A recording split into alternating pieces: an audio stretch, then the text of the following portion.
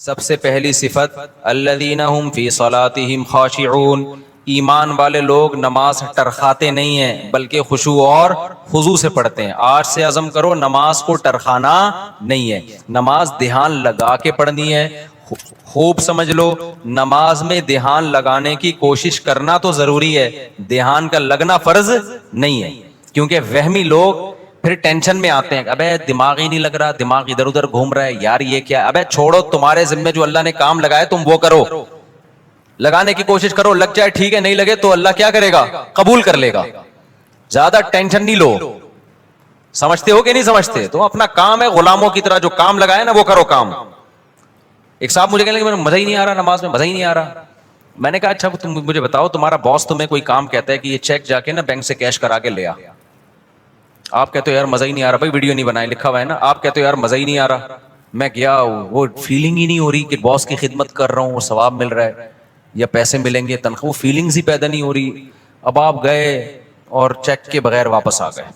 سر وہ اصل میں ایکچولی جو موٹیویشن چاہیے نا جو کام کرنے کے لیے، وہ موٹیویشن نہیں مل رہی، وہ ایک تھپڑ لگائے گا کھینچ کے آپ کو، بولے گا تیرے کو جو کام دیا تھا وہ تو نے کیا کہ نہیں کیا، فیلنگ ویلنگ گئی تیل لینے۔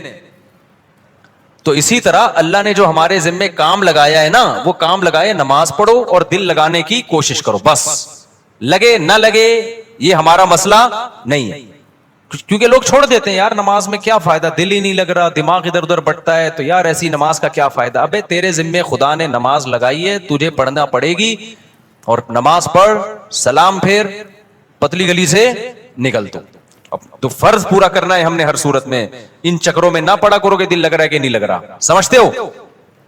تو اللہ نے فرمایا جو خشوع پیدا کرتے ہیں وہ لوگ جو ہم عن اللغو معرضون، دوسری صفت ایمان والوں کی لغویات سے بچتے ہیں، فضول کاموں سے بولو بچتے ہیں۔ فضول کام اسے کہتے ہیں جس کا نہ دنیا میں کوئی فائدہ ہو اور نہ آخرت میں کوئی فائدہ۔ پب جی کھیل رہے ہیں آپ، نہ دنیا میں فائدہ نہ آخرت میں فائدہ۔ فٹ بال کھیل رہے ہیں، فائدہ ہے، آپ کی صحت کیا ہوگی؟ اچھی ہوگی، اسٹیمنا فٹ بال سے ایسا بنتا ہے کہ آدمی خود فٹ بال بن جاتا ہے تھوڑے دنوں میں، ادھر جا رہا ہے ادھر جا رہا ہے ادھر جا رہا ہے، ایسے ہو جاتا ہے، بشرطے کہ کپڑے پورے پہنے ہوئے ہوں، 2-3 اسٹیکر نہ چپکائے ہوئے ہوں باڈی پہ، ٹھیک ہے نا، پراپر ڈریس میں۔ فٹ بال ایک ایسی چیز ہے آخرت کا ہو، اگر نیت اچھی ہوگی تو آخرت کا بھی فائدہ ہوگا کہ میں صحت بنا رہا ہوں تاکہ میں اللہ کی عبادت کر سکوں، لوگوں کے کام آ سکوں، تو آخرت کو بھی فائدہ۔ نیت نہیں ہے تو کم از کم دنیا کو تو فائدہ ہوگا نا، آپ کی دنیا سنورے گی۔ اب یہ جو رمضان میں راتوں کو لڑکے کرکٹ کھیل رہے ہیں، میرا ایک بیان بڑا چل رہا ہے، اس سے لڑکوں کو بڑی موٹیویشن ملی ہے کہ اور کھیلو رات میں۔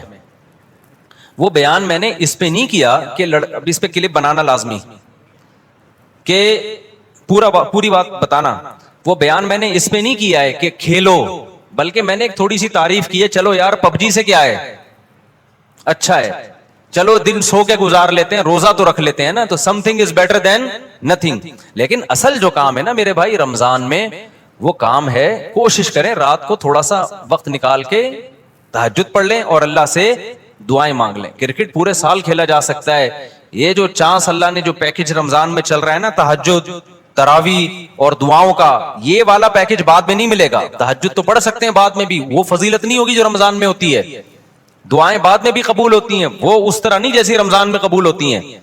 تو اس لیے جو نوجوان لڑکے ساری رات کرکٹ کھیل رہے ہیں، بھائی کھیل لیں لیکن تھوڑا سا ٹائم اللہ کے لیے بھی بولو نکال لیں۔ دوسری بات یہ کہ کوئی بھی کھیل اس طرح سے کھیلنا کہ اہل محلہ کو تکلیف ہو، تکلیف دینا تو کسی صورت میں جائز نہیں۔ بعض اہل محلہ کی طرف سے شکایتیں آئی ہیں، کراچی میں دور دور سے لوگوں کے میسج آئے کہ آپ نے کرکٹ کھیلنے کے اور فضائل رمضان میں بیان کر دیے، ہمارا ناک میں دم کر کے رکھا ہوئے لڑکوں نے، ہمیں سونے نہیں دیتے، ہم جب سوتے ہیں تو وہ چیخو پکار کی آواز، ہماری نیند غائب۔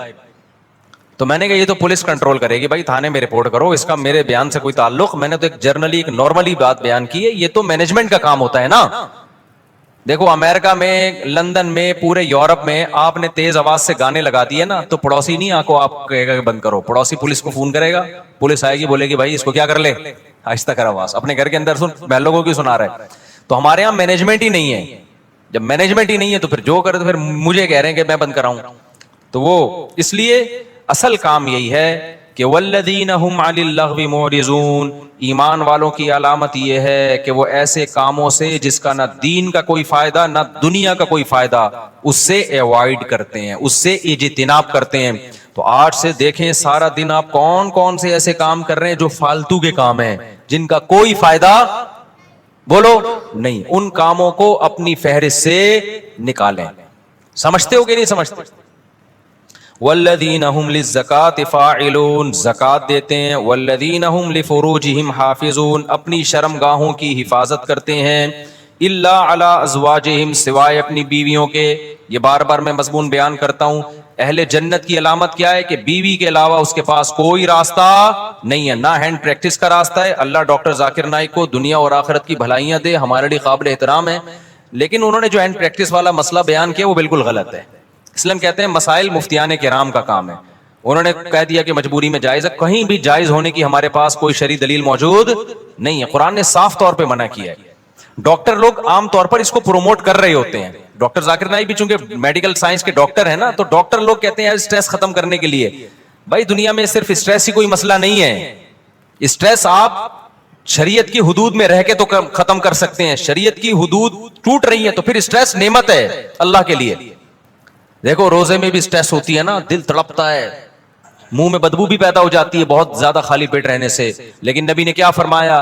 وَلَا خَلُوفُ فَمِ الصَّائِمِ أَحَبُّ إِلَى اللَّهِ مِنَ الْمِسْكِ، اللہ کو بدبو سے کتنی نفرت ہے، لیکن روزے دار کی منہ کی بدبو اللہ کو مشک و عنبر سے زیادہ محبوب ہے. اللہ کو میلا کچیلا رہنا پسند ہے یا صاف ستھرا؟ بتاؤ. میڈیکل سائنس بھی کہتی ہے بھائی نیٹ کلین ہونا چاہیے بندہ. اللہ میاں بھی یہ کہتے ہیں، تبھی مسواک کا حکم دیا، نہانے کا حکم دیا، خوشبو کا حکم دیا، صاف کپڑے پہنے، پاک کپڑوں. لیکن جب ہم حج کرنے جاتے ہیں تو اللہ کو میلا کچیلا حاجی زیادہ پسند ہے. اب ڈاکٹر تو وہاں بھی کہے گا یار یہ میل کچیلا ایکچولی جرمز ایکچولی. بھائی اللہ کے لیے اب میلا کچیلا کیا ہے؟ پراگندہ بال، لمبا سفر، لمبا احرام. تبھی تو حج قران سب سے افضل ہے. ایک ہی احرام میں حج بھی کرو اور اسی احرام میں عمرہ بھی کرو، تاکہ احرام لمبا ہو جائے. کیونکہ جتنا احرام لمبا ہوگا خوشبو نہیں لگا سکتے آپ، بال نہیں کاٹ سکتے، کنگھا نہیں کر سکتے. تو دیکھو لو جو لمبے حج کرتے ہیں نا، احرام یہیں سے باندھ کے جاتے ہیں، تھوڑے دنوں میں ایسا لگ رہا ہوتا ہے مریخ سے آئے ہوئے ہیں، یہ کہیں پتہ نہیں کہاں سے آئے بندہ. تو اللہ کو یہی پسند ہے، حاجی ایسے ہی پسند ہے.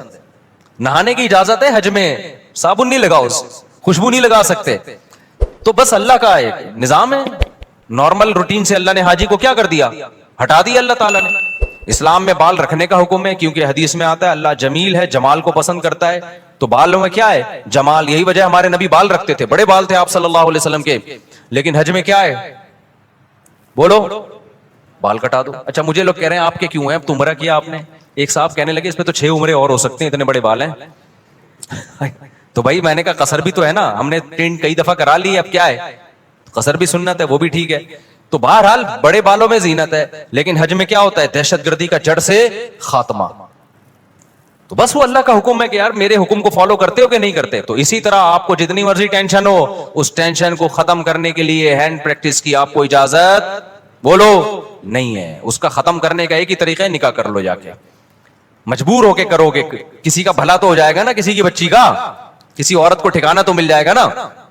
تو اس لیے ڈاکٹر ذاکر نائک بہت قابل احترام، اللہ بہت دین کا کام لے رہا ہے، مگر یہ مسئلہ بالکل صحیح نہیں بیان کیا. ایک تو 3 طلاق کا مسئلہ بھی انہوں نے غلط بیان کیا، وہ بعد میں اب ان کی رائے ویسی رہی بھی نہیں ہے، اس میں لچک پیدا ہو گئی ہے.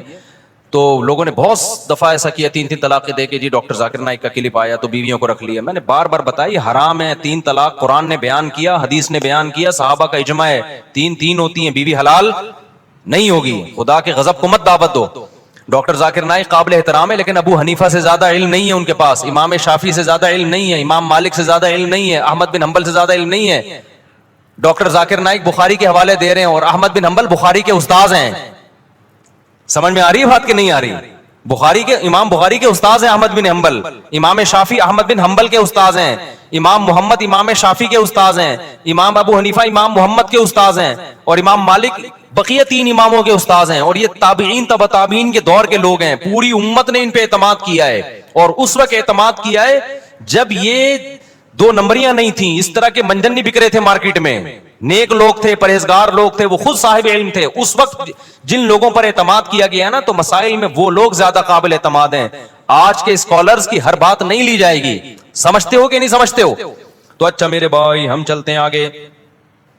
اچھا ڈاکٹر ذاکر نائک بیچارے انہیں وہ مسائل بتانا بھی چھوڑ دیں, لیکن پبلک نے ان کو چھوڑا نہیں. جب بھی کوئی جاتا ہے حضرت آپ مسائل نہ بتایا کریں, وہ کہتے ہیں بھائی میں نہیں بتاتا یار. وہ ایک دفعہ شکایت کر رہے تھے کہ جو آتا ہے نا ایک ہی بات لے کے آتا ہے.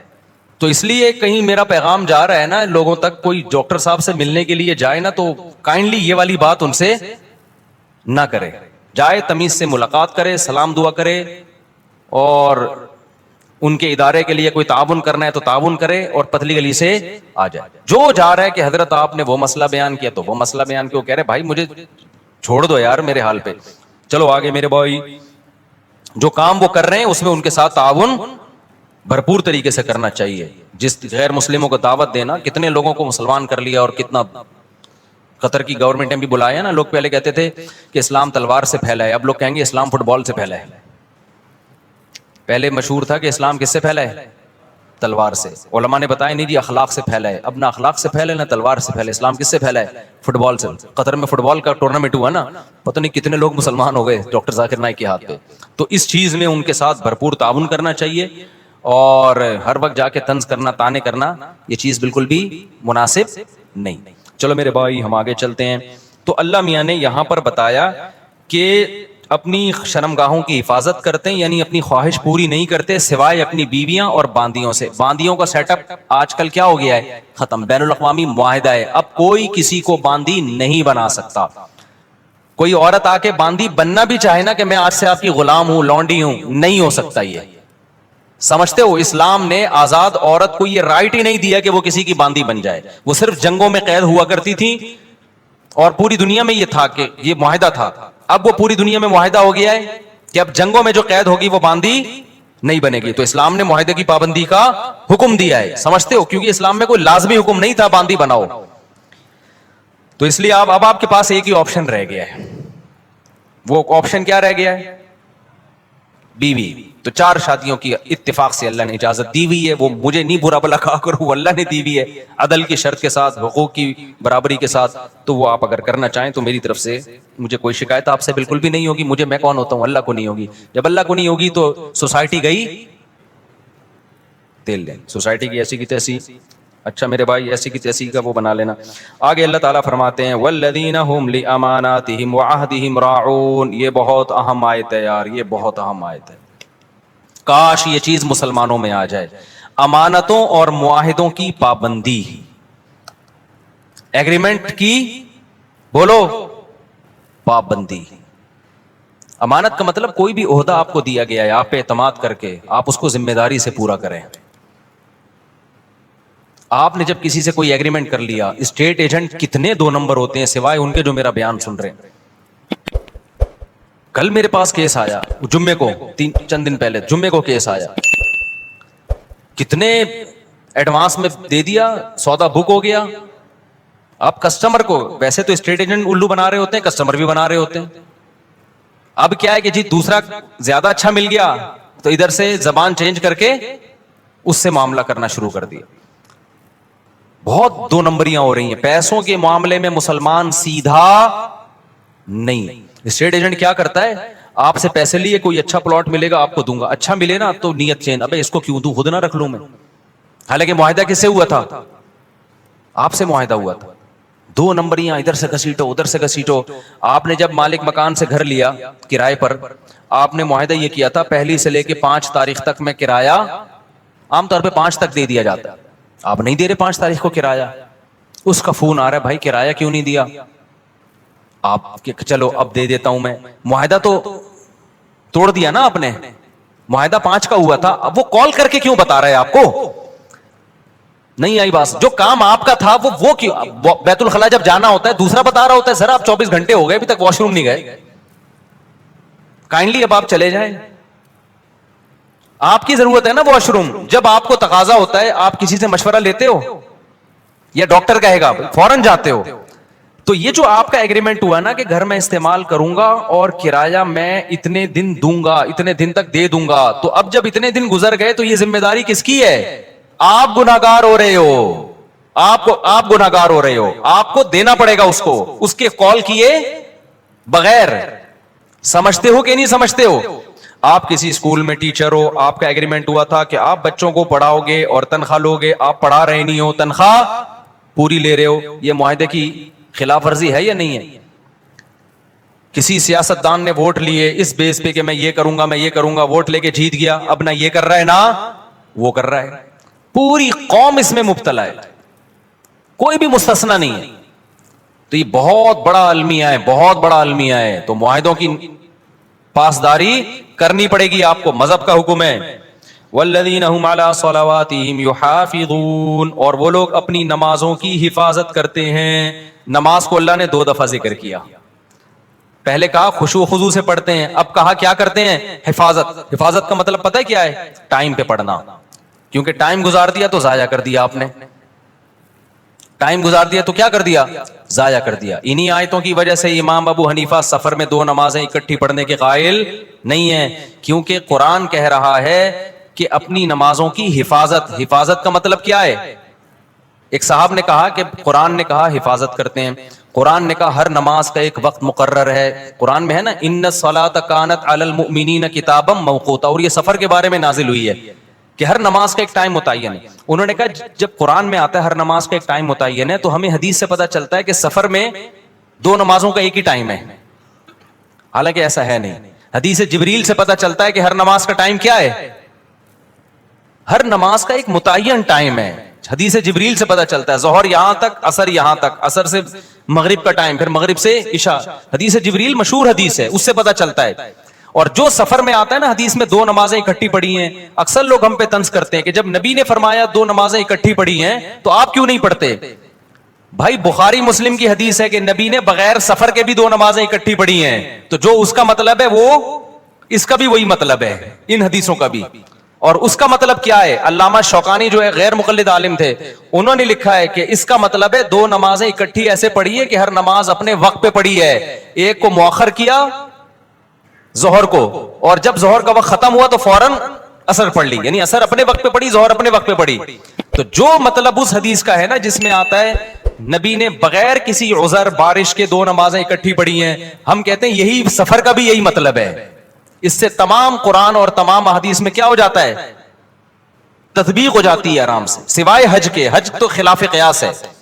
تو یہ جو آج کل اتنا زیادہ رواج ہو گیا ہے نبی کے, بھائی جاؤ, جب بھی لوگ جاتے ہیں سفر میں, بعض تو گھر میں ہی پڑھ لیتے ہیں اکٹھی, تو کوئی کسی فقہ کو فالو کر رہا ہے ہمیں اس پہ اعتراض نہیں ہے, لیکن آپ یہ کہنا کہ ہمیں قرآن و حدیث کا پتہ ہے اور احناف کو قرآن و حدیث کا نہیں پتا, یہ آپ کبھی بیٹھو تو ہم بتائیں کہ اللہ کا شکر ہے ہمیں جتنا پتا ہے شاید آپ سے زیادہ ہی پتا ہو, آپ سے کم پتا نہیں ہے. تو یہ آخری بات, یہ چونکہ موضوع چل گیا ہے تو بس 1 منٹ میں اس بحث کو سمیٹتا ہوں. دیکھو قرآن مجید متواتر ہے, اس کا ایک ایک لفظ من جانب اللہ ہے, اس میں ایک حرف میں بھی تحریف نہیں ہوئی ہے. قرآن جگہ جگہ کہتا ہے ایمان والے اپنی نمازوں کی حفاظت کرتے ہیں, جگہ جگہ کہتا ہے, بار بار کہتا ہے. اور حدیث جبریل سے پتہ چلتا ہے کہ ہر نماز کا ایک ٹائم متعین ہے, اس میں سفر اور حضر میں نبی نے کوئی فرق نہیں بیان کیا. تو ہم یہ کہتے ہیں کہ جو متواتر ہے نا اس کے خلاف جب کوئی اتنی مضبوط دلیل ہوگی جو اسی جیسی ہوگی تو پھر تو مانی جائے گی, نہیں ہوگی تو اس میں تعویل کی جائے گی. تو قرآن کے مقابلے میں جو احادیث ہیں جن میں آتا ہے کہ 2 نمازیں اکٹھی پڑھی جائیں, ان کے بارے میں خوب سمجھ لو, یا تو وہ واضح نہیں ہے کہ اکٹھی کا مطلب کیا ہے, قضا کر کے پڑھی ہے یا قضا کیے بغیر پڑھی ہے, وہ واضح نہیں ہے. بلکہ صحیح حدیث سے پتہ چلتا ہے کہ اس طرح پڑھی ہے کہ ظہر کو عصر کے قریب اور عصر کو مقدم, یہ صحیح حدیث سے ہی پتہ چلتا ہے. میں انشاءاللہ اس پہ پورے حوالوں کے ساتھ ایک کلپ ریکارڈ کرواؤں گا, ابھی تو میں اس بیان کے لیے بیٹھا نہیں ہوں یہاں پہ. تو وہ احادیث جن میں آتا ہے 2 نمازیں اکٹھی پڑھی ہیں وہ واضح نہیں ہے, اور جو واضح ہیں وہ صحیح نہیں ہے, ان کی سند پہ کلام ہے. بات آ رہی ہے سمجھ میں؟ کوئی ایک ایسی حدیث نہیں ہے جس میں آتا ہو کہ نبی نے ظہر کو باقاعدہ قضا کر کے عصر کے وقت میں پڑھا ہے, اتنی واضح حدیث ہو اور بے غبار سند بھی ہو اس کی, ایسی کوئی حدیث نہیں ہے. اگر حدیث بے واضح ہے تو سند بے غبار نہیں ہے, اور اگر سند صحیح ہے تو حدیث کا مفہوم واضح نہیں ہے. اور ویسے بھی کامن سینس کی بات ہے کہ اللہ تعالیٰ نے جو سفر میں 4 کی 2 کی ہیں, وہ 2 اسی لیے تو کی ہیں کہ ٹائم پہ ہو جائیں.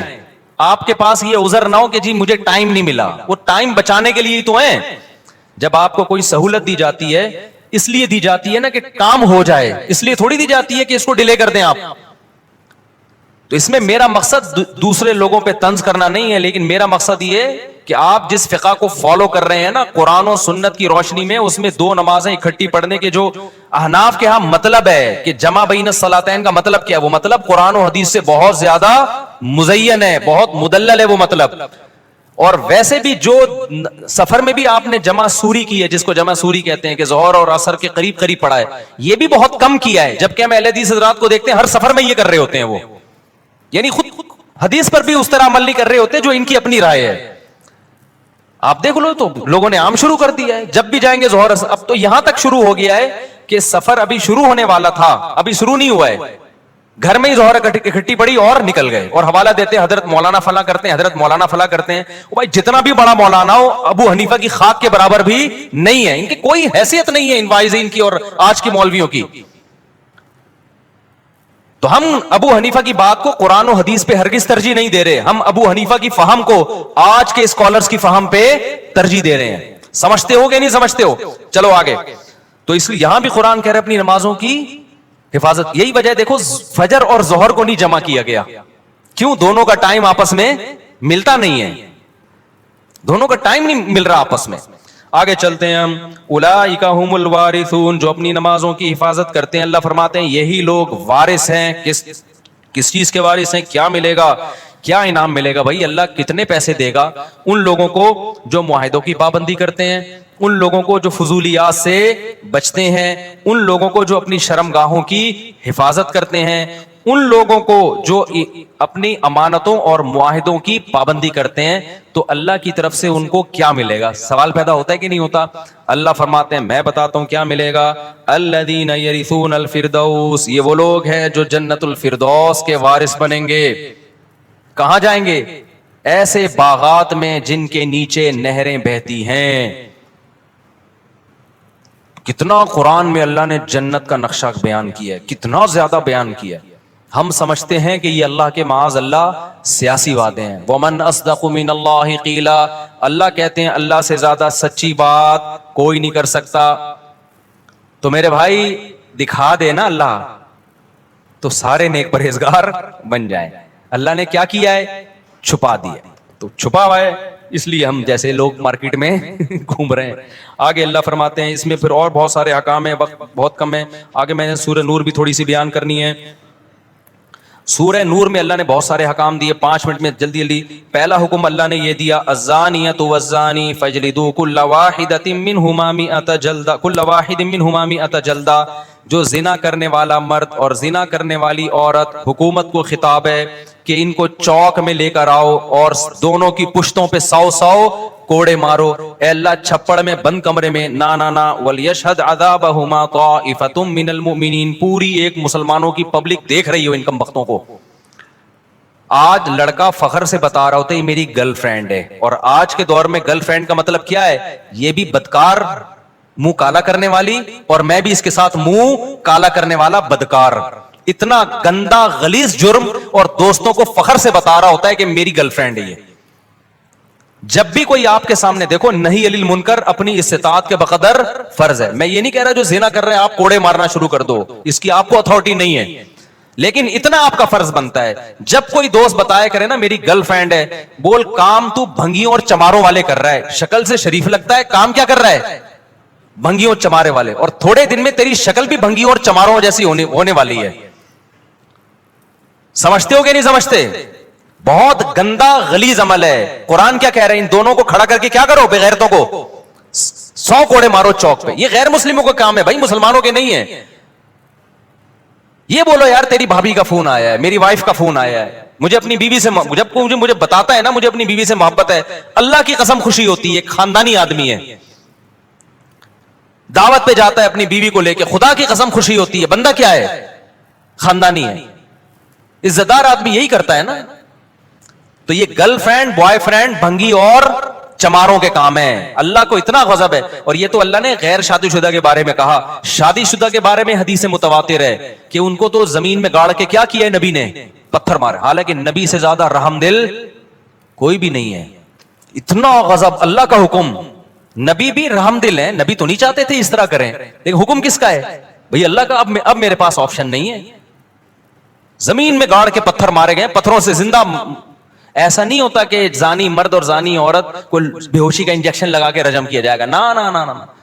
جو شادی شدہ یہ زنا کر رہا ہے اس کو تو اس طرح سے مارنے کا حکم ہے. اتنا غلیظ, اتنا پلید عمل ہے یہ اسلام کی نظر میں. تو جو غیر مسلم کر رہے ہیں, انگریز کر رہے ہیں, وہ نہیں مانتے آخرت کو, ان کو کرنے دو, یا فیس بک پہ دینا شروع کر دو بھنگی چمار. میں آپ لوگ کے لیے, جو آپ میں سے یہ کر رہا ہے اس کے لیے لفظ استعمال کر رہا ہوں. تو اس لیے اگر کسی سے یہ جرم ہو گیا ہے بھائی, پہلی فرصت میں کیا کرے وہ, توبہ کرے. یہ اس کے قریب بھی نہیں جانا اس گندے عمل کے.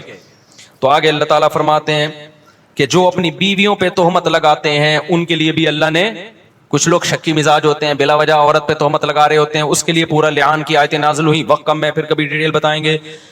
پھر حضرت عائشہ رضی اللہ تعالی عنہا پر منافقین نے جھوٹی تہمت لگائی تھی. اللہ نے امی عائشہ کی پاک دامنی آسمان سے نازل کی کہ یہ پاک دامن ہے. اسی وجہ سے جو حضرت عائشہ رضی اللہ تعالی عنہا, دیکھو حضرت عائشہ کا ایسا مقام ہے, صحابی نے پوچھا یا رسول اللہ سب سے زیادہ محبوب آپ کو کون ہے؟ آپ نے فرمایا عائشہ. کیا فرمایا؟ حالانکہ ان صحابی کا مقصد تھا مردوں میں, ان کا مقصد کیا تھا, مردوں. لیکن نبی کو ایک دم ذہن کس کی طرف گیا؟ عائشہ. تبھی بعض تابعین جب حدیث بیان کرتے نا تو جیسے آتا نا عن عائشہ رضی اللہ عنہا, حضرت عائشہ سے نا نا نا نا, وہ کہتے حبی رسول اللہ, نبی کی جو چہیتی تھیں, سب سے محبوبہ تھیں عائشہ, ان سے یہ حدیث مروی ہے. وہ یہ لقب لگایا کرتے تھے. تو آپ نے کیا فرمایا, سب سے محبوب کون ہے؟ عائشہ. تو ان صحابی نے کہا مردوں میں. فرمایا ابوہا. یہ بھی نہیں کہا کہ ابو بکر, نہیں آئی بات میرا خیال ہے. فرمایا عائشہ کا باپ. تو نام یہاں بھی کس کا استعمال کر رہے ہیں؟ عائشہ. تو حضرت عائشہ کی فضیلت اس سے اور زیادہ بڑھ گئی کہ عائشہ بھی محبوب اور عائشہ کا کہ والد بھی محبوب. تو اس لیے اللہ نے آسمان سے آپ کے لیے آپ کی پاکدامنی کو نازل کیا. اسی وجہ سے جو شخص بھی حضرت عائشہ رضی اللہ تعالی عنہا کو معاذ اللہ فاسقہ سمجھتا ہے, ان آیتوں کی روشنی میں وہ اسلام سے خارج. لوگ ہمیں کہتے ہیں, یہ مفتی لوگ لوگوں کو دائرہ اسلام سے نکالتے رہتے ہیں, کفر کے فتوے دیتے رہتے ہیں. بھائی ہم کسی کو دائرہ اسلام سے نہیں نکالتے, نام اس کے ٹھیکیدار ہیں. جو نکل گیا ہے اس کے بارے میں بتاتے ہیں کہ یہ مارکیٹ سے کیا ہو گیا, اسلام کی مارکیٹ سے شارٹ نکالنا تو اللہ کا کام ہے بھائی, بتانا مولویوں کا کام ہے یا نہیں ہے. تو اتنا بھی براڈ مائنڈیڈ نہیں بنو کہ دائرہ اتنا بڑا ہو جائے کہ کوئی اس میں رہے نہیں. اب کوئی بتوں کی عبادت کر رہا ہے تو دائرہ اسلام میں کہوں یہ مسلمان ہے تو اللہ مجھ سے پوچھے گا کہاں سے آ گیا مسلمان بھائی جو بتوں کی عبادت کر رہا ہے. تو اتنے براڈ مائنڈیڈ نہیں بنو, نہ اتنے میٹھے بنو کہ لوگ کھانا شروع کر دیں, نہ اتنے کڑوے بنو کہ لوگ تھوکنا شروع کر دیں. بیلنس ہونا چاہیے. تو دائرہ اسلام سے جو نکلے گا تو وہ مارکیٹ سے خود ہی نکلا ہے, ہم نے تھوڑی نکالا ہے. ہم بتائیں گے بھائی یہ نہیں ہے, کائنڈلی ادھر اس سے آپ کیا کریں, اوائڈ کریں. تو میرے بھائی فجر کی سنت اور فرض کے درمیان صلاۃ الحاجت پڑھنا. فجر کی سنت اور فرض کے درمیان نفل یا صلاۃ الحاجت پڑھنا درست ہے. بختاج صاحب دبئی سے, نہیں جناب درست نہیں ہے. رسول اللہ صلی اللہ علیہ وسلم سے زندگی بھر صبح صادق کے بعد, یعنی جب فجر کا ٹائم شروع ہو جاتا ہے تو اس کے بعد سے لے کے فرض نماز تک 2 سنتوں کے علاوہ کچھ بھی پڑھنا ثابت نہیں ہے. تو لہذا اس میں 2 رکعت سنت ہی پڑھیں گے, اس کے علاوہ کوئی نماز نہیں ہو سکتی. ہاں قضاء عمری پڑھی جا سکتی ہے, اس لیے کہ یہ فرض نماز کے لیے یہ وقت ہے. تو جیسے ادا فرض آپ فجر کی پڑھیں گے تو قضا بھی پڑھی جا سکتی ہے اس میں. تو قضاء عمری چاہے فجر کی ہو, ظہر کی ہو, کوئی بھی ہو, وہ پڑھی جا سکتی ہے. اس کے علاوہ نماز پڑھنا ٹھیک نہیں ہے. پہلی رکعت میں سورۃ الناس پڑھ لی تو کیا کریں؟ پہلی رکعت میں سورہ ناس پڑھی تو دوسری رکعت میں کون سی سورت پڑھیں گے؟ نیز اگر وتر کی پہلی رکعت میں سورہ فلق اور دوسری میں سورہ ناس پڑھی تو تیسری میں کون سی سورت پڑھیں گے؟ محمد سالم صاحب انڈیا سے. محمد سالم صاحب, صحیح سالم بات تو یہ ہے کہ ترتیب سے سورتیں پڑھا کریں, ترتیب سے, جیسے پہلی رکعت میں سورہ فلق تو دوسری میں سورہ ناس. لیکن اگر کسی نے اس کی ترتیب کے خلاف بھی کر لیا تو کوئی گناہ نہیں ہے, خاص طور پہ جب بھولے سے ہو جائے. تو اگر کسی نے بھولے سے پہلی رکعت میں سورہ ناس پڑھ لی ہے تو بہتر تو یہ کہ دوسری میں بھی سورہ ناس ہی پڑھے. لیکن اگر وہ سورہ فلق بھی پڑھ لیتا ہے تو بھی ٹھیک ہے. بہتر یہ ہے کہ سورہ ناس دوبارہ ریپیٹ کر لے اگلی رکعت میں. اور اگر وطر کی پہلی رکعت میں سورہ فلق اور دوسرے میں سورہ ناس پڑھی تو تیسری میں سورہ ناس پڑھ لے، دوبارہ پڑھ لے، نہیں تو قل ہو اللہ پڑھ لے دوبارہ. تو اس میں کوئی ایشو نہیں ہے. بہتر ہے ترتیب سے پڑھیں، اگر غلطی سے ترتیب آگے پیچھے ہو گئی ہے تو بھی کچھ نہیں ہوتا اس سے. میں نے ایک مرتبہ کہیں بیان میں یہ بات ذکر کی تھی کہ ہم ایک ڈیجیٹل خانقاہ کھولیں گے. سنا ہوگا آپ لوگوں نے، ڈیجیٹل کہہ لیں یا ٹیکنیکل کہہ لیں. ہوگی وہ خانقاہ مگر ہوگی ذرا ٹیکنیکل قسم کی. تو اس کا پہلا تجربہ الحمدللہ کامیاب ہوا ہے، اللہ کا بڑا فضل ہے. جامعۃ الرشید میں ہم نے 3 دن کی ورکشاپ کروائی ہے. 3 دن کی نہیں، تقریباً 2.25 یا 2.5 دن کی. ابھی مکمل نہیں ہوئی ہے، تھوڑی سی باقی ہے. میں 2 دن سے مسلسل اسی میں مصروف تھا، تو ابھی صرف بیان کے لیے آیا ہوں، پھر واپس جانا ہے. اس میں تقریباً 18 یا 20 کے قریب شرکاء تھے، اور اس میں ہمارا شیڈول یہ تھا رات کو 9:30 بجے سونا ہے اور صبح 4 بجے اٹھنا ہے. سمجھ رہے ہیں اچھے بچے کیسے کب سوتے ہیں رات کو؟ ویسے تو رات کو جب آپ 9 بجے سو رہے ہیں 10 11 12 1 2 5 گھنٹے بہت ہیں. 5 گھنٹے رات سونے کے لیے بہت ہے. 2 بجے اٹھنا چاہیے. لیکن یہ بھی سلوک کی پہلی منزل ہے. خانقاہ میں تو 17 منزلوں تک لے کے جاتے ہیں نا. تو یہ بھی سلوک کی کیا تھی کہ چلو رات کو آپ 9 بجے سو جاؤ، پھر صبح کوئی آپ ٹینشن میں نہ ہو، آپ کو 9:30 بجے سو جاؤ، غم نہ ہو کہ ہمیں کم سلایا گیا ہے، لیکن صبح اٹھ جاؤ اچھے بچوں کی طرح. کتنے بجے؟ تو الحمدللہ تمام شرکاء کو ہم نے رات کو بلایا تھا، عشاء سے پہلے کھانا کھلایا، عشاء کے فوراً بعد ہم نے ان کو اچھے بچوں کی طرح 18 لڑکے تھے، سب ایجوکیٹڈ، کچھ بیٹھے ہوئے، ان کا میں ابھی تھوڑا سا تعارف بھی کرواؤں گا. آپ آ جائیں آگے. یہ دمام سے آئے ہیں ورکشاپ میں شرکت کرنے کے لیے. بیٹھے ابھی میں بلاتا ہوں آپ کو. تو سارے ماشاءاللہ یونیورسٹیوں کے پڑھے لکھے لڑکے، اور اکثریت ان میں دینداروں کی تھی. دینداروں کا مطلب جو گیٹ اپ دینداروں والا، اکثریت کا ایسا تھا. باقی تو کون دیندار ہے کون نہیں، اللہ ہی بہتر جانے. اس میں جو شیخ صاحب تھے، ٹھیک ہے، جو پیر صاحب یعنی ہم جو بنے ہوئے تھے وقتی طور پر، میں نے ان کو پہلے بتا دیا کہ 3 دن کے لیے تمہارا پیر و مرشد کون ہے؟ میں ہوں. اس کے بعد بھلے نہ نہیں ہے، کوئی بھی نہیں ہے، فی الحال آپ کا پیر و مرشد کون ہے؟ ایسا ہی کہا تھا نا بھائی پہلے دن. ان کو مغرب کے بعد سب کو بلایا جامعہ میں. مغرب کے بعد سے ہم نے کہا ہمارا کام کیا ہو گیا ہے؟ سٹارٹ. اب 3-2.5 دن یا 2.25 دن جو بھی بنتے ہیں، اس میں آپ کے پیر و مرشد کون ہے؟ میں نے کہا فی الحال آپ مجھ سے بیعت ہو. عشاء سے پہلے کھانا کھایا، عشاء کے فوراً بعد اچھے بچوں کی طرح.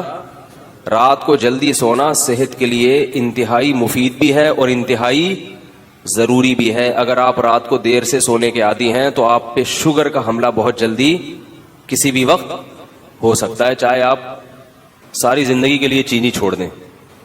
شوگر کی بیماری کا بہت بڑا دخل کس سے ہے؟ یہ تو جسمانی نقصان ہوتا ہے. روحانی نقصان کیا ہوتا ہے کہ آپ کے دن کے کاموں کی ساری برکت ختم ہو جاتی ہے. ہم اسی لیے کام نہیں کر پاتے کہ ہم کاموں کا آغاز لیٹ شروع کرتے ہیں، جبکہ حدیث میں آتا ہے رسول اللہ صلی اللہ علیہ وسلم نے ارشاد فرمایا بورک لامتی فی بکورہا، میری امت کی برکت صبح ارلی ان دا مارننگ رکھ دی گئی ہے. بکور کا مطلب صبح نہیں، ارلی، بالکل صبح کا ابتدائی وقت.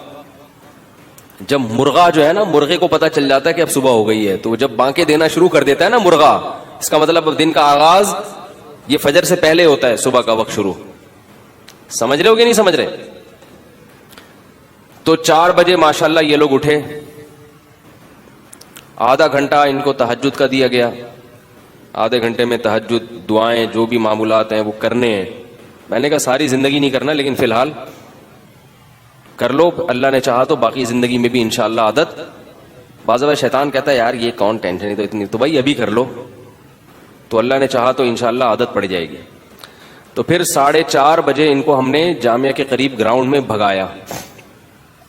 18 لڑکے تھے نا.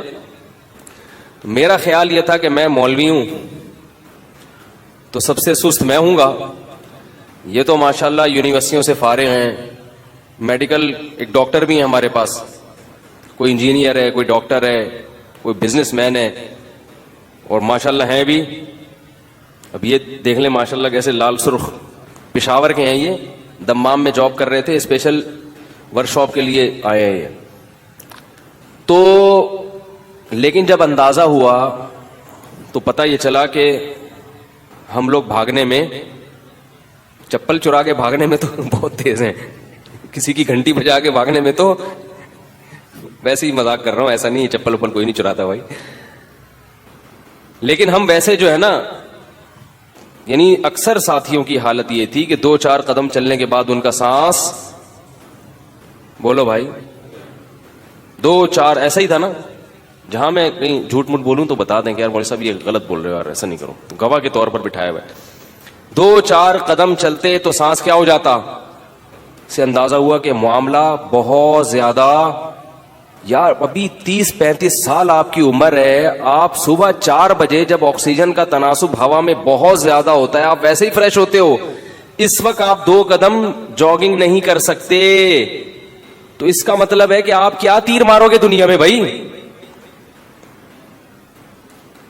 انسان کچھ بھی کرتا ہے نا, بڑے بڑے کام, اس کے لیے صحت کا اچھا ہونا ضروری ہے.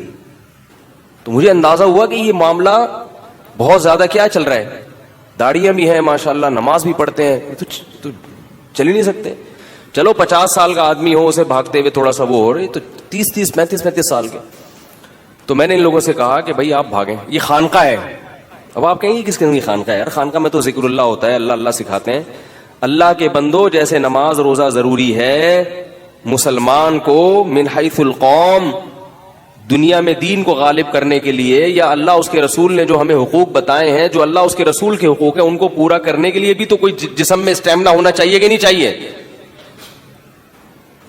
یہ جو نبی نے فرمایا المؤمن القوی خیر من المؤمن الضعیف, طاقتور مومن کمزور مومن سے اللہ کو زیادہ محبوب ہے. تو یہ کیوں فرمایا آپ نے؟ اس لیے کہ وہ صحابہ میں اگر یہ قوتیں نہ ہوتی تو روم اور فارس کو فتح کر لیتے.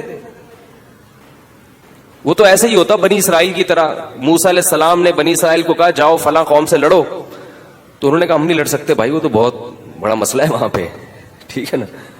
اذهب انت وربک فقاتلا, آپ جائیں, آپ کا رب جائیں, لڑیں, فتح ہو جائے تو ہمیں بتا دینا, ہم بھی آ جائیں گے پیچھے پیچھے. اور کتنے مواقع تھے, سست آدمی دنیا میں کوئی بھی کام نہیں کر سکتا. پھر ان سے کہا گیا کہ یہ کر لو, گائے ذبح کر لو, یار یہ بڑی ٹینشن والا کام ہے, کس قسم کی ہو, فضول قسم کے سوالات. بنی اسرائیل کو جو بھی کہا جاتا, کوئی بھی آرڈر دیا جاتا, بنی اسرائیل پہلی دفعہ میں وہ کام نہیں کرتے تھے. کیوں؟ غلام تھے. حالانکہ پیغمبروں کی اولادیں تھیں. بنی اسرائیل کس کی اولاد تھی؟ یعقوب علیہ السلام کی اولاد کو بنی اسرائیل کہا جاتا ہے. پیغمبروں کی اولاد ہے, نہ اس سے گائے ذبح ہو رہی ہے, نہ کوئی اور شریعت کا حکم اس پر اس سے عمل ہو رہا ہے. کیوں؟ اس لیے کہ ایک طویل عرصہ تک فرعون کی غلامی میں اس نے زندگی گزاری, تو مینٹل اپروچ غلاموں والی ہو گئی. بس ہمیں بوٹ پالش کرنے پہ لگا دو, ہمیں کوئی مزدوری کا کام دے دو, کوئی تھوڑا سا یہ کر دو, وہ بس اس سے زیادہ نہیں, روٹی مل جائے, کھانا مل جائے, اور کچھ نہیں. تو ٹھیک ہے, دنیا کی محبت کی حد تک تو اتنا ہی ہے کہ روٹی مل جائے, لیکن اللہ نے اور بھی تو کام ہمارے ذمہ لگائے ہیں نا, بڑے بڑے کام. تو وہ نہیں کرتے تھے. یہ ہندوستان میں جب انگریز آیا ہے نا, تو انگریزوں نے یہ بات لکھی ہے کہ یہ جو مغل بادشاہ تھا نا آخری, کیا نام تھا اس کا, بہادر شاہ ظفر, میں اس کے مزار پہ گیا ہوں, وہاں مزار پہ کوئی حاضری دینے نہیں گیا, ویسے عبرت کے لیے بادشاہ کے مزار پہ. اس کی شاعری پڑھی میں نے وہاں جا کے, کیونکہ ہم مزاروں والے بولو بھائی نہیں ہیں. جب بھی کوئی پوچھا کرے نا آپ فلاں, وہ جمعے کے بیان میں کہہ رہا تھا کہ وہ مزار تھا وہاں ان کا, کیا نام ہے یار, عبداللہ شاہ غازی کا, تو وہ میں ٹرین کا سفر بتا رہا تھا, بھول گیا تھا. تو وہ اس میں یہی تھا کہ میں نے ان سے کہا کہ آپ جن بابا کے مزار پہ جا رہے ہو نا, ان کا مزار ماڑی پور میں بھی ہے. عبداللہ شاہ غازی کے 2 مزار ہیں, ایک وہاں بھی, ایک وہاں. یہ وہ بچپن کا ہے اور یہ ان کے بڑھاپے کا ہے. ایسا چل رہا ہے. دو دو تین تین مزار بھی چل رہے ہیں بزرگ کے. بھائی دکانیں ہیں یہ, بزرگوں کے ناموں کو کیا کرایا جاتا ہے, کیش. کچھ بھی بنا کے تختی لگا دو, پبلک طواف کرنا. جیسے ایک آدمی عجائب گھر گیا تو ایک کھوپڑی رکھی ہوئی تھی, پوچھا یہ کس کی کھوپڑی ہے؟ وہ عجائب گھر والوں نے تو پیسے بنانے کے لیے بنایا, نوادر لا کے رکھ دیے. کیا ثبوت ہوتا ہے کہ یہ, جیسے لاہور کا عجائب گھر ہے نا, حضرت علی کی تلوار, حضرت فاطمہ کی چادر, کچھ بھی نہیں ہے وہ, نہ حضرت علی کی تلوار ہے اور نہ حضرت علی کی پگڑی ہے, کچھ بھی نہیں, کوئی ثبوت نہیں ہے. یہ جو منہ مبارک دکھائے جاتے ہیں نبی کے, کوئی ثبوت نہیں ہے. پتہ نہیں اللہ معاف فرمائے کس کا بال اٹھا کے محمد صلی اللہ علیہ وسلم کی طرف منسوب کر دیتے ہیں. بہت بڑی گستاخی ہے یہ. تو کوئی سند نہیں ہے اس کی کہ یہ نبی صلی اللہ علیہ وسلم کا بال ہے. ایک حدیث ہم بغیر سند کے نہیں لیتے, تو آپ صلی اللہ علیہ وسلم کے جسم اطہر سے نکلا ہوا ایک ٹکڑا, آپ کے جسم کا حصہ, وہ بغیر سند کے کیسے مان لے بھائی اس کو؟ کون اس کی گارنٹی دیتا ہے کہ مجھ سے فلاں نے بتایا؟ کوئی سند تو لے کر آؤ اس کی.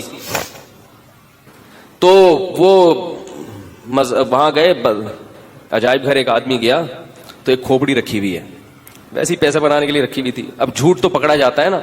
اس نے پوچھا یار یہ کس کی کھوپڑی ہے؟ انہوں نے کہا یہ سکندر اعظم کی کھوپڑی ہے. اس نے کہا یار تھوڑی دیر پہلے میں دیکھ کر آیا تھا, ایک چھوٹی سی کھوپڑی تھی, اس کے بارے میں نے ملازم سے پوچھا, اس نے بھی بتایا کہ یہ کس کی ہے, سکندر اعظم کی. اب وہ پھنس گیا. تو اس نے کہا وہ بچپن کی کھوپڑی ہے, یہ ان کے بڑھاپے کی کھوپڑی. ہم نے احتیاطاً دونوں قسم کی کھوپڑیاں جمع کر کے رکھی ہوئی ہیں, بچپن کی بھی ہے اور بڑھاپے کی بھی ہے. تو خیر, تو ان کو ہم نے جو خانقاہ میں جو مریدین تھے نا, ان کو ہم نے صبح 4 بجے بھگایا.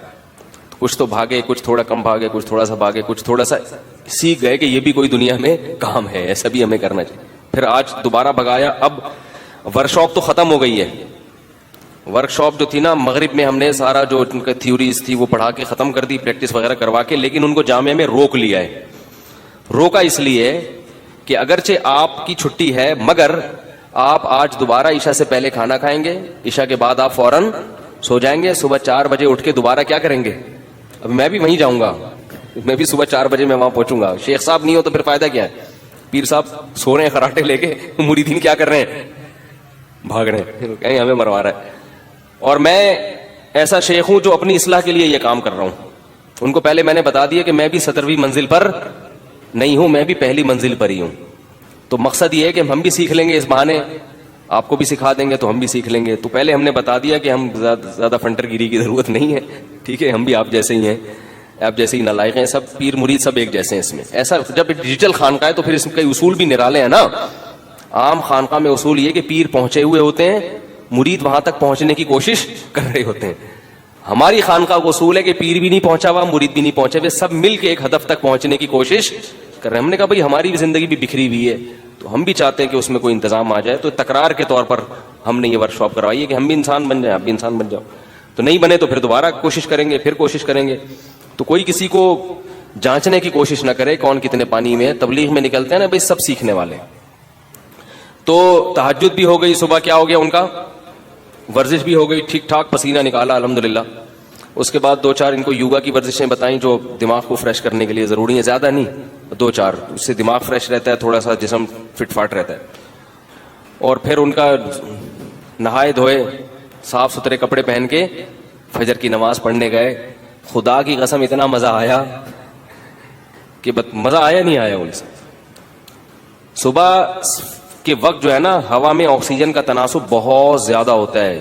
وہ آپ جب جاگنگ کرتے ہیں یا واکنگ کرتے ہیں, جاگنگ نہ تو چلو تیز واکنگ بھی ہو جائے, تو ذہن اتنا فریش ہوتا ہے. میں نے کسی حکیم کی کتاب میں پڑھا, ایک بہت ماہر حکیم تھے, کہ اتنی انرجی آپ کو ملتی ہے صبح ہوا میں سانس لینے سے جو کئی گھنٹوں کے لیے کافی ہے. اور اس میں حکیم صاحب نے یہ بھی لکھا کہ کئی گھنٹوں کی نیند آپ کو اتنا فریش نہیں کرتی جتنا صبح کی واکنگ فریش کر دیتی, جو ہوا خوری ہے فریش کرتی. ریسرچ ڈاکٹروں کی زیادہ ہے, صحت حکیموں کی اچھی ہے. صحت کے بارے میں معلومات ڈاکٹروں کے پاس زیادہ ہوتی ہیں. کیا خیال ہے بھائی؟ وہ تو ایک حکیم تو چھوڑو ہوتے ہیں. حکیم سے تو معلومات لینے سے پہلے گوگل پہ سرچ کر لیا کرو کہ یہ معلومات لینے کے قابل بھی ہے یا نہیں ہے. ایک نمبر کے پھینکو ہوتے ہیں اکثر, سارے نہیں, کچھ اچھے بھی ہوتے ہیں لیکن اکثر پھینکو. لیکن صحت پھر بھی کس کی اچھی ہوتی ہے؟ میں نے 100 سال کے حکیم دیکھے ہیں, 99 سال کے حکیم دیکھے ہیں, ایسی فٹنس. ابھی ہمارے محلے میں جہاں میں رہا کرتا تھا, ایک حکیم صاحب کا پچھلے سال یا 2 سال پہلے انتقال ہوا ہے. 100 سال سے اوپر عمر ہوگی ان کی. میری بڑی اچھی دوستی تھی ان سے, میرے والد صاحب کے دوست تھے, دہلی کے تھے وہ. جب ہاتھ ملاتے تھے تو ہاتھ چھڑانا مشکل ہو جاتا تھا. دہلی کے تھے وہ, اور چھوٹا سا مطلب تھا, کوئی بہت پہنچے ہوئے بھی نہیں تھے, چھوٹے موٹے نسخے ٹوٹکے بتاتے رہتے تھے لوگوں کو. اور اتنے نیک آدمی تھے کہ ان سے اگر علاج نہیں ہوتا تھا نا تو کہتے تھے بھائی میں اس کے علاوہ میرے پاس کوئی علم نہیں ہے, کسی اور کے پاس جاؤ. ورنہ ڈاکٹر یا حکیم کبھی اپنی کم علمی کا اعتراف, وہ تجربے کرتا رہے گا, ٹھوکتا رہے گا, بندہ مر جائے گا, کہیں گا قسمت میں مرنا لکھا ہوا تھا. تو وہ کہہ دیتے تھے بھائی میں اس بیماری کا یہی علاج جانتا ہوں, اس سے زیادہ میری تحقیق نہیں ہے, اب آپ کسی اور کے پاس. تو صحت ایسی تھی کہ ہاتھ پکڑ لیں تو بندہ, اور خوش مزاج. صحت اچھی ہوتی ہے تو انسان خوش مزاج ہوتا ہے نا. لیکن اس کے باوجود ریسرچ ڈاکٹروں کے پاس ہے, مگر مرتے دیر سے کون ہے؟ حکیم. صحت کس کی اچھی ہوتی ہے؟ وجہ اس کی ہے کہ چند بنیادی چیزوں پر حکیم لوگ عمل کرتے ہیں. صحت کے جو چند بنیادی اصول ہیں نا, ان پہ حکیم لوگ کمپرومائز. کیا مطلب؟ رات کو جلدی سونا ہے, صبح جلدی اٹھنا ہے. جبکہ ڈاکٹر لوگ کلینک ہی رات کو 3 بجے بند کر کے آ رہے ہوتے ہیں, اور بھونکتے ہوئے کتے ان کو گھر پہنچاتے ہیں. ایک اورنگی ٹاؤن سے ایک ڈاکٹر صاحب تھے, وہ 3 بجے کلینک بند کر کے آتے تھے. مجھے خود ان کے بیٹے نے بتایا کہ کتے بھونک رہے ہوتے ہیں ہمارے ابو کے اوپر جب یہ اورنگی ٹاؤن سے گھر آ رہے ہوتے ہیں. 3 بجے جو آدمی سوئے گا اور پھر وہ سو کے اٹھے گا کب؟ 12 بجے. ان ڈاکٹر صاحب کو اللہ تعالیٰ ان کی عمر میں برکت دے, ان کو شفا عطا فرمائے. شوگر بھی ہو گئی ہے, اور شوگر کی وجہ سے ان کی آنکھوں کی بینائی بھی چلی گئی ہے. کیا فائدہ MBBS کرنے کا کہ آپ 50-55 سال کی عمر میں آپ نابینا ہو گئے ہے بھائی. کیوں؟ ریسرچ بہت ہے, شوگر کے بارے میں پوری کتابیں لکھ دیں گے, لیکن رات کو جلدی نہیں سو رہے اور صبح اٹھ نہیں رہے جلدی. بات نہیں آ رہی میرے خیال ہے. تو کیا ہے, ان کو ہم نے صبح جلدی اٹھایا, جاگنگ کرائی, پھر ان کو کچھ اصول چھوٹے موٹے بتائے صحت کے حوالے سے, جو اتنے زیادہ نہیں ہے, جو چھوٹے موٹے معلومات ہیں وہ. اور پھر جو ہمارے جو ناشتہ واشتہ کرتے تھے, پھر ان کی جو ورک شاپ کا ٹائم شروع ہو جاتا تھا, پھر وہ وغیرہ وغیرہ, پورا اسی طرح سے ہمارا شیڈول. پھر عصر کے بعد انہوں نے سوئمنگ کی ہے, جامع میں سوئمنگ پول بھی ہے. عصر سے مغرب تک سوئمنگ ہو گئی ان کی, صبح جاگنگ ہو گئی. ہم نے ان کا تیل الحمدللہ نکال لیا. تو اب یہ ان کو روک کے صرف اس لیے رکھا ہوا ہے کہ آپ نے عشاء پڑھ کے سو جانا ہے, صبح دن کا آغاز 4 بجے سے کرنا ہے. کیونکہ میں نے ان سے کہا کہ اگر آپ ابھی گھر چلے گئے تو آپ اس ورک شاپ کے ماحول سے باہر نکل جاؤ گے. اب آپ نے کیا کرنا ہے, گھر جانے کے بعد, گھر نہیں جانا, یہاں سے اب یوں سمجھنا ہے کہ اب آپ گھر میں رات کو آرام کر رہے ہیں. صبح 4 بجے آپ جاگنگ کر کے نہا دھو کے فجر پڑھیں گے. پھر وہ فجر کے بعد بھی کچھ معمولات بتائے, تلاوت اور ذکر اور اشراق, وہ معمولات بھی اپنی جگہ. وہ معمولات کرنے کے بعد پھر آپ کہاں جائیں گے؟ ڈائریکٹ آفس جائیں گے. سمجھ میں نہیں آ رہی؟ تاکہ آپ کو پتا چلے کہ عام دنوں میں جب ہم آفس جاتے ہیں اور اس اسٹائل کے بعد اور ان ایکٹیویٹیز کے بعد جب آفس جائیں گے تو ہمیں کتنا فرق نظر آئے گا. سمجھ میں آ رہی ہے بات؟ تو یہ میں اتنی ڈیٹیل اس لیے بتا رہا ہوں کہ آپ لوگ بھی کریں. ورک شاپ نہیں بھی کریں تو یہ روٹین آپ لوگ گھر بیٹھے ویسے بھی بنا سکتے ہیں. ورک شاپ کا فائدہ ہوتا ہے کہ اجتماعی ماحول ہوتا ہے تو بن جاتا ہے. سمجھ میں آ رہی ہے بات؟ تو یہ دیکھ لیں آپ, یہ بیچارے آئے ہوئے ہیں وہاں سے دمام سے, انہوں نے کی, کہہ رہے ہیں مجھے بہت فائدہ ہوا. جتنے بھی لوگ تھے ماشاءاللہ سب کہہ رہے ہیں کہ یار بہت فائدہ ہوا. تو ہمارا جو دیندار طبقہ ہے, یہ میں نے اس لیے کیا کہ ہمارے ہاں دین کا جو تصور ہے نا وہ بہت محدود ہے. دیکھو بنی اسرائیل تھے, کچھ بھی نہیں کرتے تھے, صحابہ تھے سب بہت کچھ کر کے چلے گئے.